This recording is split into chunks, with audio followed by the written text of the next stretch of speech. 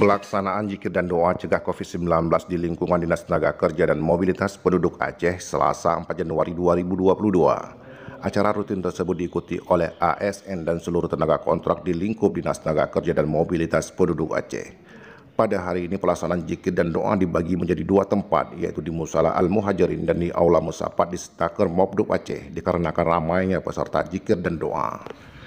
Pelaksana tugas Kepala Dinas Tenaga Kerja dan Mobilitas Penduduk Aceh, Erwin Ferdinand, mengatakan zikir dan doa hari ini sebagaimana pesan Gubernur Aceh pada sambutan pengambilan sumpah penyerahan SK Tenaga Kontrak tahun 2022 untuk memastikan kesinambungan program-program yang telah ada untuk dipertahankan bahkan untuk ditingkatkan, seperti program zikir dan doa cegah COVID-19 pada pagi sebelum melakukan pekerjaan dan program bereh serta donor darah.